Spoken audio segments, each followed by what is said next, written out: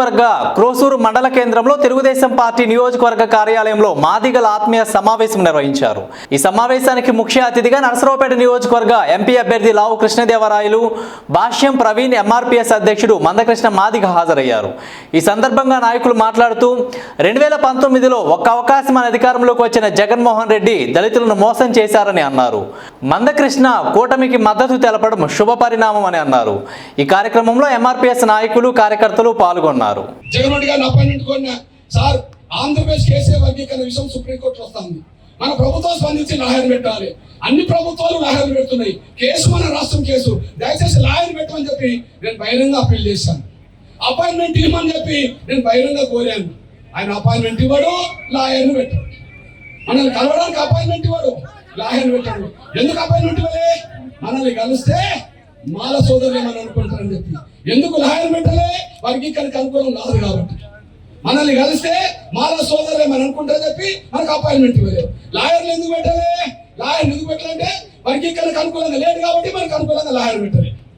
మరి వర్గీకరణకు అనుకూలంగా లేని వ్యక్తి జగన్మోహన్ రెడ్డి గారు లాయర్ పెట్టినప్పుడు సుప్రీంకోర్టు తీర్పు అనుకూలంగా వచ్చినా ఈయన అమలు చేస్తాడని గ్యారంటీ ఏంది?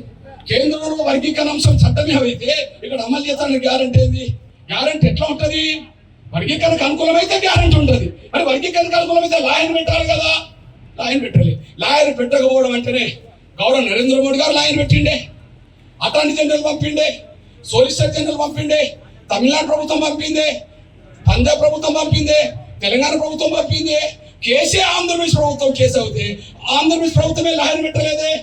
అంటే వర్గీకరణకు అనుకూలం కాదనే విషయం లాయర్ పెట్టకపోవడంలోనే రుజువైందనేసి కూడా మీరు మర్చిపోదు. మరి ఇట్లాంటి సమయంలో పార్లమెంట్ లో చట్టమైనా అమలు చేయాల్సింది రాష్ట్ర ప్రభుత్వమే, సుప్రీంకోర్టు డైరెక్షన్ వచ్చినా అమలు చేయాల్సింది రాష్ట్ర ప్రభుత్వమే. మరి రాష్ట్ర ప్రభుత్వం మనకు అనుకూలం కాదనే విషయం తేలిపోయింది జగన్ ప్రభుత్వము. మళ్ళీ ఎవరొస్తే అనుకూలంగా మనం న్యాయం జరుగుతుందంటే మళ్ళీ చంద్రబాబు నాయుడు ముఖ్యమంత్రి అవుతూనే వర్గీకరణ అమలు జరుగుతుంది విషయం తేలిపోయింది. కాబట్టి గౌరవ చంద్రబాబు నాయుడు గారితో మన చర్చలు జరపాల్సి వచ్చింది. మీ అన్నగా మీకు తెలుసు, జగన్ కు లేఖ రాశా, చంద్రబాబు నాయుడు గారు కూడా లేఖ రాశా. జగన్ కు లేఖ రాశా, చంద్రబాబు లేఖ రాశా. అపాయింట్మెంట్ ఇవ్వమని చెప్పి జగన్ కోరా, చంద్రబాబు నాయుడు కోరా. జగన్ ఇవ్వలేదు, లాయర్ పెట్టలేదు. కానీ చంద్రబాబు నాయుడు గారు అపాయింట్మెంట్ ఇచ్చిండు, చర్చించిండు.